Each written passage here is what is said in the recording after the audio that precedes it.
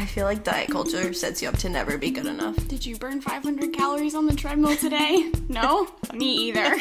I mean, anybody can sit with us. We're just really not about diet culture. But literally, happiness doesn't come from a low-calorie, high-intensity life. I actually do like carrots. I do too. They're my favorite. Welcome to the Fit Fueled Free podcast. So basically, diets suck. Hey guys, welcome to episode 47. I'm Jenna. I'm Danielle. And today, as we come back off of the Amplify Melanated Voices Challenge, Jenna and I want to talk a little bit about what is going to be different with our mission of Fit Fueled Free and our podcast and our Instagram account, and share some of our personal journeys as we're doing the work to learn and become the true allies in the fight against racism. And so we also want to talk a little bit about how diet culture has the foundation roots in racism and why that is so problematic, and how you can't really separate fighting diet culture without also fighting white supremacy and the racism in our country and the world as a whole. So in our Fit Fueled Free community, we want to make sure that we are being more inclusive, and that includes acknowledging and addressing the racist roots in diet culture. We cannot speak to all of these things from experience, but want to make this a safe community for everyone to feel accepted and worthy. Jenna and I have never meant to be exclusive or lean on our white privilege. However, that doesn't excuse mistakes we have made, and we're willing to have the uncomfortable conversations to help fight for justice. I promise you that this isn't to look good or to check a box. This is real deal stuff, and the fact that our hearts just started hurting so badly after so many years of living regarding racism and white supremacy is very telling. It's not political, it's a human rights issue, just as dismantling diet culture is a human rights issue, and we're here for that. Yeah, absolutely. So a couple of things that I have been reflecting on that we have to be taking action. So obviously it's not just about posting things on Instagram, although I do think sometimes we feel like that has been enough work by just sharing something, but there's definitely a call to action, and I've been seeing that everywhere. Like, okay, great, you muted yourself for a week. What are you doing today and every day? So for the learning, the unlearning, signing petitions, voting, volunteering, donating, sharing resources, I've been doing those things, and Instagram has been so instrumental in those resources, which I'm super grateful for.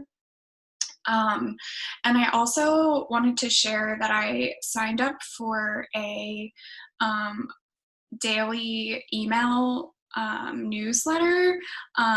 It's written by Nicole Cardoza, and she titled it Anti-Racism Daily. So she gives you like an actionable item you can do. And it's a free resource, although it is recommended that you donate something to her for her time and putting this together. But that is a really cool place that I found, because I think it's important that I know it's important that we keep having these conversations.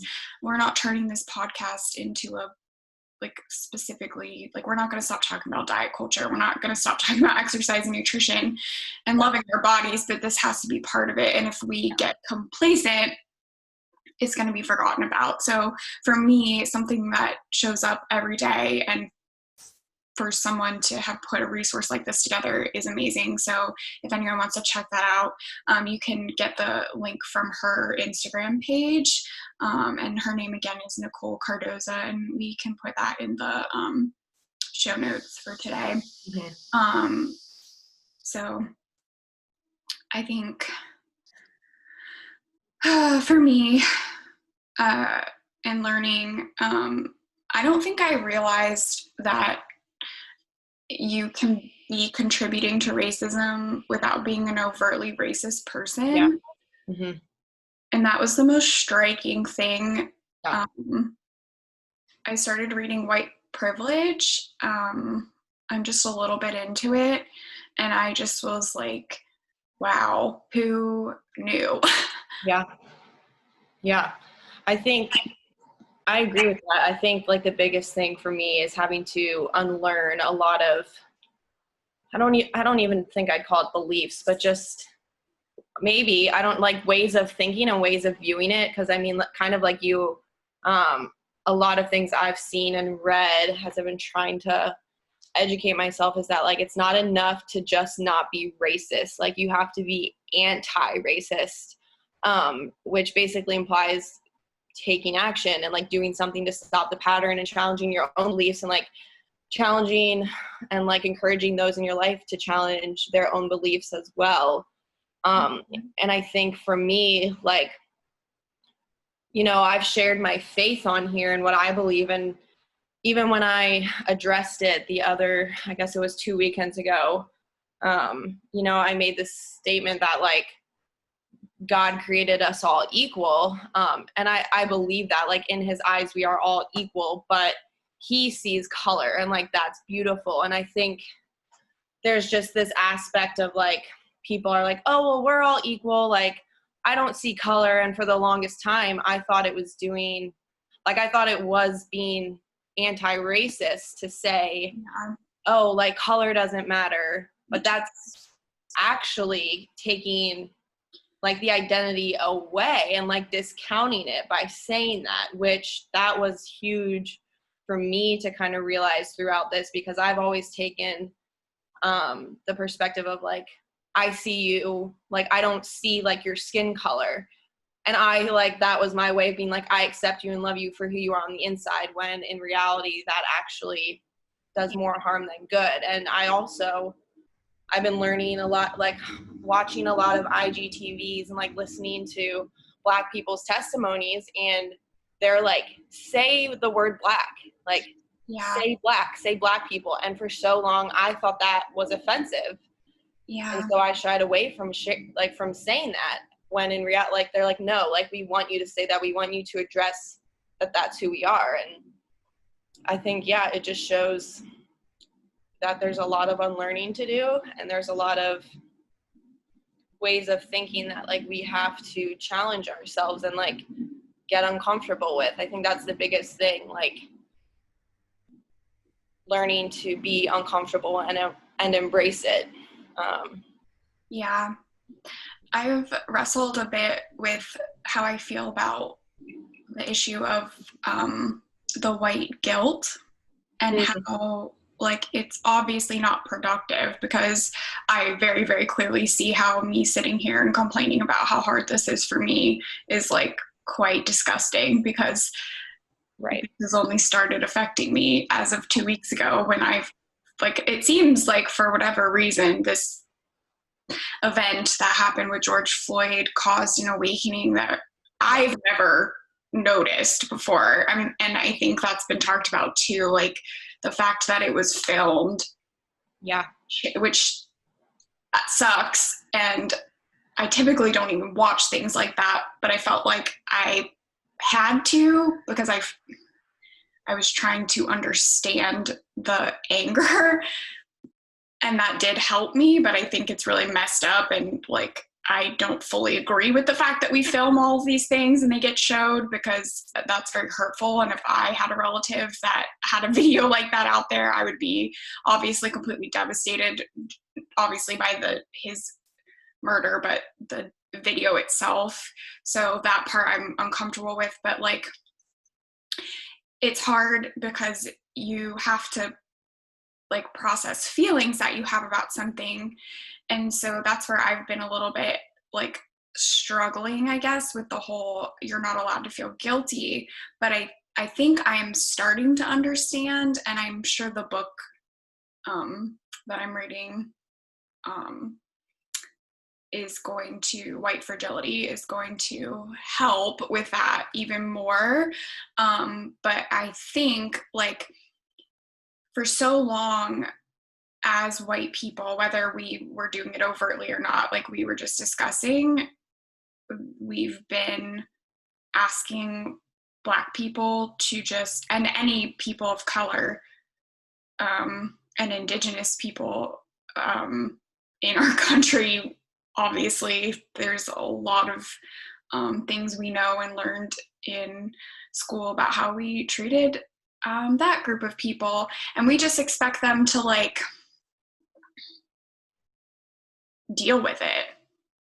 Like, we hold our comfortability over the oppressed people. Mm-hmm. So I think that's the point. Like, it doesn't really matter that we're upset.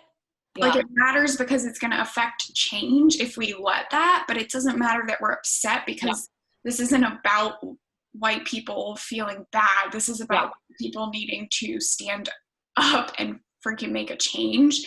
And if you have to like immediately adjust to that, like, oh well, because this has been going on for hundreds of years and it's about time that we make a change. Mm-hmm. And so I think, I don't know if anyone else has wrestled with that, but I've seen so many people like complaining, it sounds like, about the pain they're going through. And I'm just like, I understand I'm in pain and I don't want to talk about that on here because I don't think that that's a helpful message to put out there. That does not benefit anyone. I think we all know that this is awful. It's absolutely awful. But don't let that negativity cause you to get like hardened. Don't let it create shame. Don't let it be like, oh, well, I need to process my feelings. Like, go do that, but do that on your own time. Don't do that on anyone else's time, because I think that further is going to perpetuate pain and further mean that white people's feelings matter more. Right. Because I don't really care if any white person is upset. Like, I know you should be upset. We all should be upset so that we can change. Yeah. Mm-hmm. Yeah, so, we need to stop playing the victim role here, which I think a lot of people are doing, whether it's consciously or not, you know, turning the tables and being like, oh, well, I'm trying my best. Why can't you see that? I'm upset. Here I am crying. And it's, yeah, like you said, we all have feelings and need to process it. But when you're being like that overtly public with it and, you know, being like, I'm heartbroken and like, what else do you want me to do? It's kind of disgusting because it's not about us. It's gaslighting, I think, right? Yeah, perfect. Yep. Mm-hmm. So the reason I bring that up, like, I'm not trying to bash anybody, but I've been trying to process that, and I've wanted to say, like, it's okay to like feel your feelings, because typically I believe that, but I'm kind of just like fully realizing how I feel about it as I'm saying this right now. But I think we do need to be better about that, because every single time I've tried to form a statement about it, I was like, nope, you are playing victim. Like, you are turning this around and making it about you, and it's not about you. And that was something that I realized, and I shared a tiny bit about this on an Instagram post the other day, that I like to talk. And when I feel the need to talk about how I feel, even when it's not appropriate, that means I prioritize myself. And in this particular situation, that means I think what I have to feel and say is more important than what Black people are saying. And that right there that's not okay. Yeah. So I'm admitting to that, and I'm working on it. And I just, like, that's a call to action for anyone else, because I know the type. Like, Jenna and I are very caring people, and like, we tend to take on pain of others around us. Like, we care, we love everyone. And so, like, I get it, but that you got to do better than that, because that is hurting people. Yeah. And that's just like my opinion on it. But if I can see that, and Jen, like, it's just like, we got to try and be better than that. Like, it's not about you being hurt. We got to do more. Yeah. Yeah. And I read something, it was just a quick little quote. I should have written down who said it, but he was saying, he's like, white supremacy won't die until white people see it as a white issue that we need to solve rather than a black issue that we need to empathize with. Yeah. I was like, yeah, that's perfect. That's like the perfect way to put it, because like, I mean, empathy is great. And I think like learning and empathy are great steps, but like, it's the action portion that's going to lead to like the allyship, and a continued and like ongoing action is what's going to lead to that change and that allyship, as opposed to just sitting down and being like, oh, like, I'm going to learn and educate myself and empathize. It's like, that's great, but like, there has to be more to back that up. There has to be concrete action, just kind of like how we were saying at the beginning. And I've said this a bunch on Instagram, because there's like a lot of wars going on Instagram of people attacking people, being like, oh, well, like, why aren't you speaking up? Why aren't you saying anything? And a lot of people are using are reposting reposting things on Instagram, and like, that's all they're doing, and they like use that as a way to like check a box to be like, oh, I'm like, making a change, I'm doing something. And I'm like, you really can't. It doesn't matter what you say on Instagram to an extent. It doesn't matter what you repost. Like, what matters is what you do on the back end to like back that up. And I think it's just important to remember that, like, hopefully all of us are like on the same journey and all moving in the same direction, but like, we're also all in different lanes. And it's just important to remember that, and not, I don't know, just not attack people for the way that they're going about it. Or like the things that they aren't saying or aren't posting on Instagram, because like, you have no clue. Kind of like you're saying you're signing petitions and stuff, but like, you're not posting that on Instagram, like, people aren't seeing that. So, and I think if I did post everything I was doing, then it would look like I was trying to get attention. Yep. So I think that's like a fine line with using social media. Right. Yep. So again, it's like, I'm not trying to make that like a complaint, like, oh, I can't do anything right, but it does seem like there's a lot of energy being used by people, and I'm not saying of anyone in particular, but just to get more upset about the way someone said something. And I'm conflicted on that too, because it's like, sometimes you do have to correct harmful things that are said. But I guess, yeah, like, it just comes back to, if you know what you're doing the work, you're doing the work. Yeah. And if you're not, that too. Mm-hmm. And so you got to be honest with yourself about that commitment to be a true ally. Rachel Cargill. Oh yeah.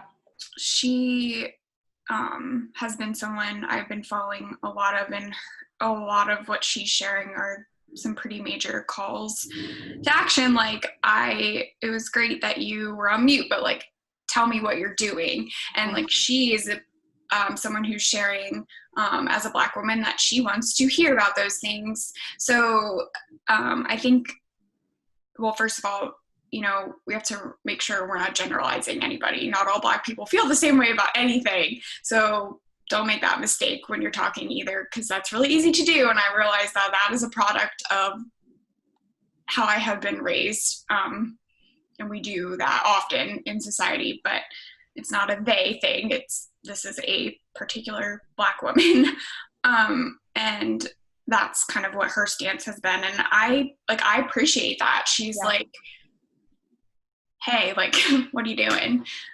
Tell me, like, and so there's some of that. And then also a reminder, don't just be like parading around what you're doing if you don't actually mean it. Yeah. So I think that just comes back to the intentions behind why we do anything. Mm-hmm.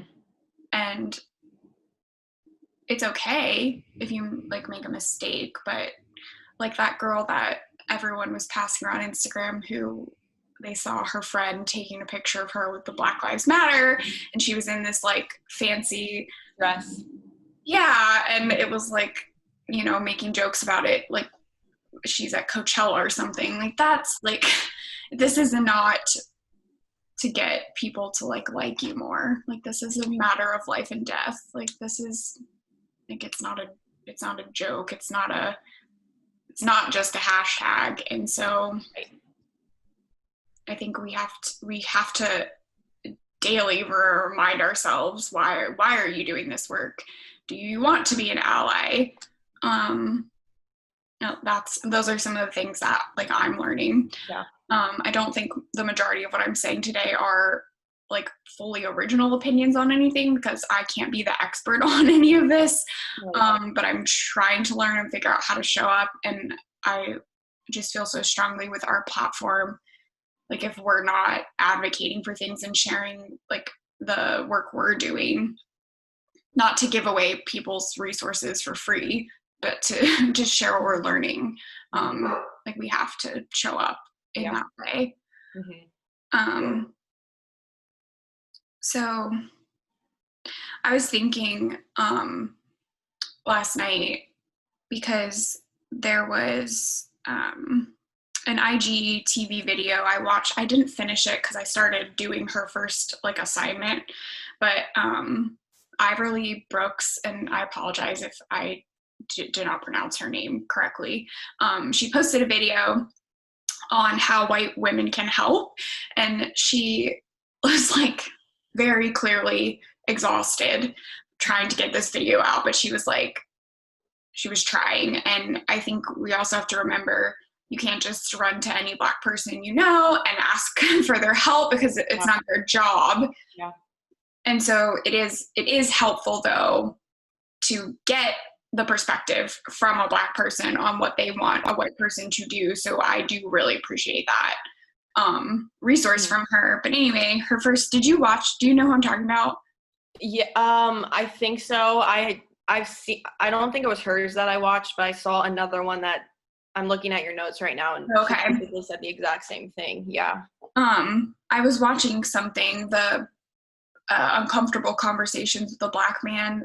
It was that string. I watched the Matthew McConaughey one, and I think when I flipped over, I think her videos like came up next. Yeah. That's how I found it. But she said that before you jump behind anything, you have to question, what have you done to contribute to the problem that's very clearly at hand? And those were not her exact words, but she was asking to contemplate, to reflect, how have you contributed? Because you cannot show up as an ally if you don't recognize your contribution. Yep. And I was like, holy crap. So this is where like it's going to get uncomfortable, because that's going to require us to reflect on some shitty things we've done, and then also allow ourselves to still not, we're not bad people, but we have done things that hurt others. Yeah. And we have to change that. And so I really appreciated that particular call to action. Yeah. And I'm not sure that it's like effective for me to sit here and share everything, and not because like I am not willing to talk about it. I just don't know that that's like the most effective thing to spend the rest of our time talking about. But I did want to point out that when I learned like history, like as a child, I knew that slavery was wrong, obviously, and horrible, but the way it was being taught very clearly did not evoke like, we did this, but now we don't do this anymore. It was like, it was almost as if the civil rights movement and slavery and every single positive thing that's happened to help Black people be more equal was like, oh, well, these are the facts. Like, this is how we've changed. We don't question it. Like, this isn't still a problem. Like, I think we were taught to think it was done. Yeah. I agree. and that had to have been like done on purpose, because we didn't learn, my parents did not talk to me about race. And I've seen that a lot. Like, any person who isn't white has to talk about how to, like, has to teach their children there's nothing wrong with you because kids are treating you different. You have to do X, Y, and Z to be safe. Like, don't do this. And I've heard so many stories of this, and white kids don't get taught that. Nope. We freaking ran around our neighborhood till it was dark and then came home, and our mom didn't have a single care in the world about us. Not because she didn't care, but because there was no fear No threat, of anything. Yeah. And I've like never been followed in a store by an employee. I've never been accused of stealing, like, and so I like am imagining that if you are Black and you sit through those same history lessons, like, what the hell? Like, we really, and again, it's not an excuse, but I like legitimately were taught that the problem was solved. Yeah, that's over with. So I think that has to change too. I don't know what it's like today because I'm not a child in school, but I think we're going to have to be collectively willing to have those conversations to make sure that we understand from a young age that it's not over. This happened, and I've heard it. That was in the Uncomfortable Conversations with a Black Man, saying that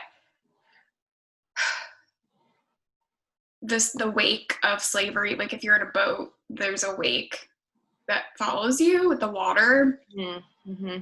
And he's like, the boat may be on shore, but the wake is still there. Yeah. And everyone wants to say that it's over, and that's what we're taught. And it's like, why? I've heard this from so many people, and I've honestly probably wondered it myself. Like, why are we still upset about something? Well, why are they still upset about something that happened so long ago? And it's like, why are we questioning that? Yeah. If someone's still upset about something, why are we so quick to dismiss it and say, oh no, we took care of that. That's not a problem anymore. Like, what the heck? And that the first time I ever thought about that was last night. Was like, what was my education around any of this? Yeah, that's a really good point. I've never really thought of that, but yeah, I think we exactly what you said. We're taught that it's like not a problem anymore. And so we're just like, okay, it doesn't affect us anymore, so write it off. And I think that's the problem. If we think something doesn't directly affect us, we don't address it. And I think this whole situation has been a very clear eye-opener to that's what a lot of white people do. And that has to stop. Yeah. I would really encourage anybody who hasn't watched those videos yet. His name is Emmanuel Acho, who hosts the Uncomfortable Conversations with a Black Man, and particularly the episode with Matthew McConaughey was really awesome. You still have to watch that one. Because it was just done so well. Like, it was such they were both being so respectful, but like he wanted to ask questions, and it just like, oh my gosh, it was so good. And I think he was just sharing that that's what it's going to take. Like, we have to be willing to do this, but it doesn't mean you have to like make someone in your life who's Black sit down and tell you all these things. But I think like, take what you heard from that video he was saying, and then go have these conversations on your own. Yeah. And the second thing that that IGTV video was saying, the second part I heard right before I started my reflection was like, you have to be willing to be vocal. So if you're in a group of all white people and something unjust is going on, you have to be willing to stand up, even if you feel at risk of losing your friends. And I think that's the part where, like, there are probably going to be instances where, with our privilege and us as white people always being regarded as the most important and catering to our needs first, there are going to be times where that's not going to be true anymore. Like, that's what this means. Mm-hmm. And that is not going to feel good when you have privilege that you're not acknowledging, and you're just walking around existing like that, and then suddenly that changes. You're not going to like it. Mm-hmm. But that's what needs to happen, because that's not fair. You didn't earn that. Like, you're not better because of it. And I think, like, that was something I realized too. Like, there are certain things I'm like, yeah, like, it would suck not to have those privileges, but I don't actually think I'm better because of them. And so that's where it's like, I'm not overtly racist. Like, with my thin privilege, I don't think I'm better, like any of those things, but you realize there are those advantages that you get, and that's the stuff we have to be acknowledging, because ultimately that should change, and we want that to change. But it's not only are the conversations going to be uncomfortable, like, your position in the world is going to change, and that might not affect day-to-day people as much as it, like, is going to affect higher up people in power. But a lot of the call to action I've seen is, like, make sure you're calling out companies. Yeah. Are they representing, like, Black, Indigenous, people of color? Is someone on their leadership team Black? Yeah. Like, and that means that a white person has to step down to allow representation. Diversity means we don't get to just be there just because we want to be all the time, because that means we're still being the dominant voice. And that's where you have to, like, check, I think, really seriously what you want out of this, because when things change, it is going to be a change. And that's, like, I want that, but that's gonna be weird to think, like, you have to check yourself for, like, your voice is not unimportant anymore. Like, it's so great that we're doing these things, but there's so much that, like, Jenna and I can't speak to everything. So, like, to realize that and be like, oh, here are our resources, and here are people you can get this information from, and, like, let's us learn and talk about that. I don't know, is that making sense, what I'm saying? Yeah, no, 100%. So yeah, those are just a couple things that, like, I feel kind of gross for, like, admitting, but I want to share them because I have a feeling other people, it's underlying other white people, or you just haven't, or you have thought about it, but you don't want to talk about it. And that's some of the uncomfortable things that I wanted to bring up, because that's what has to happen. And I swear I do not mean that. Like, I'm not upset about it, but that is uncomfortable because it's a change. Mm-hmm. And if you are not interested in that, then you don't actually want to be an ally in fighting for racial justice. So that I realized, and that was just, like, I've been reflecting, that was just, like, a small, like, couple hours of thinking about it. When she said that, it's like, holy shit, that's probably exactly what she was saying. Like, do you even realize what you're saying when you are fighting for equality? Yeah. Because it's big. Yeah. So yeah, I like we have to do better and have to challenge those things. So yeah.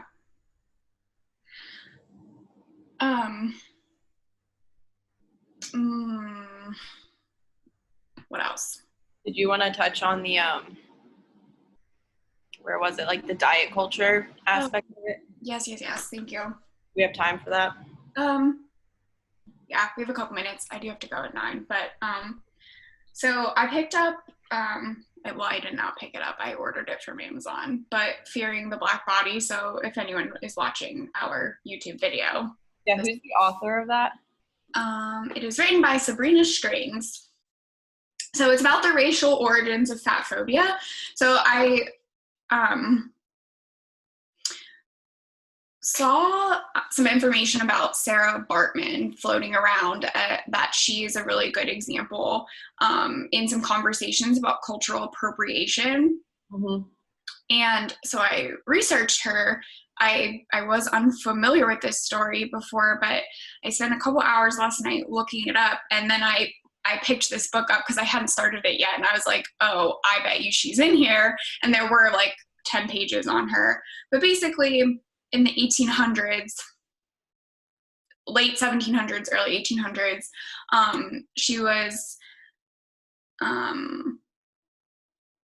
owned by a family in England, and then she had an extremely large butt, but like thin features elsewhere, and so she just looked different than what people were used to seeing often. Yeah.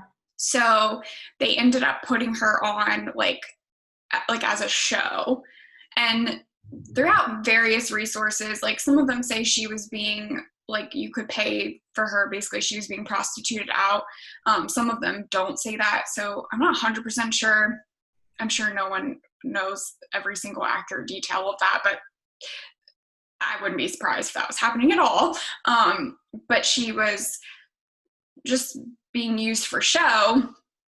And then some abolitionists were like, what are you doing with this woman? So then someone took her to France, and I guess France didn't really care about that, so no one was questioning it. And so she continued to be, and then she came in contact with this man who like he was obsessed like with how different her like vagina lips were, and wanted to like draw them, and he was just exploiting her. He was literally like, you're not a person, you're this different body. And like when she died, he like did an autopsy on her. Like he like took her body apart and examined all these things of her that like he wanted to see when she was alive, but she died very young. But it just was sick, and it didn't say this in this book, so I don't know if it means this isn't true, but a bunch of articles online said that parts of her body were like put in jars in a museum for display, like some of her internal organs and stuff. And like her corpse was there until I think Nelson Mandela asked for her body to be returned to where she originally came from. So it just like in this, at the very end of what she was talking about, was saying that basically, whether fact or fiction, the purported size of her bottom in tandem with her presumed general rotundity placed Sarah beyond the pale of fair-skinned European norms of beauty. Racial theories had linked fatness to blackness in the European imagination, and then they had also linked thinness to whiteness. So the reason that she was brought up in cultural appropriation, and this is from a racial justice course, like a racism course, and I saw this from Christy Harrison's page. She was just sharing that the desire for women to be very thin and sculpt a large butt is actually cultural appropriation, because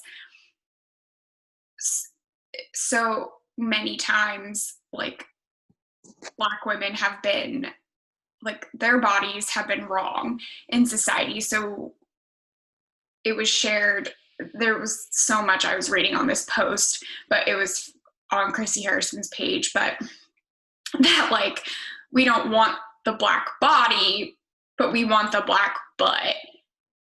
And then people like lost their minds because they were like, oh, it's your body, you can do whatever you want, this is going down a rabbit hole, blah blah blah. But I was like, no, that's actually a really freaking good point.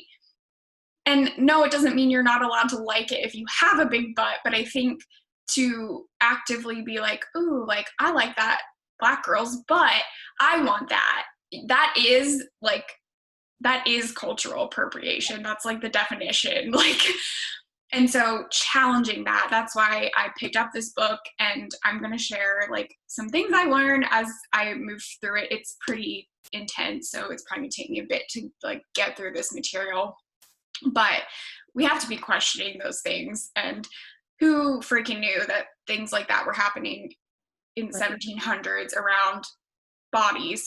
I did not. Yeah. I was never told that. Yeah. And apparently there's very few resources that share any of that anyway. So that's problematic. And that's some things that I want to continue the conversation around, because like I said, it's not separate. You know, you can argue up and down all you want about it, but it's not. Yeah. And as we're learning more, I think that gives us all the ability, like, you can't end diet culture without justice for all bodies. And so that's the change that like we want to start and enforce. Moving forward and just continuing the conversation on. So yeah. Is there anything else? I don't think so. Okay. Well, thank you guys so much for listening. Today was a little bit different, but I'm excited about it, in the sense of, not that we're here and we have to do this because of what it means, but for what we can work on for the future. So, as always, if you can give us a rating and review on iTunes, we very much appreciate it so we can reach more people. Our Instagram page is Fit Fueled Free, and you can also follow us on our personal accounts. Mine is DMarliaL, and Jenna's is JennaFit. And we also have a Gmail, fitfueledfree@gmail.com, for any questions, comments, concerns. We'd love to hear from you as we wrap up the last few episodes of season 2. If there's anything in particular you want to have us talk about or have any questions answered, we're open to that. But just extending the most love and good vibes of healing to everyone, and continue that work. And we love you guys, and we'll talk to you next week. Bye, guys.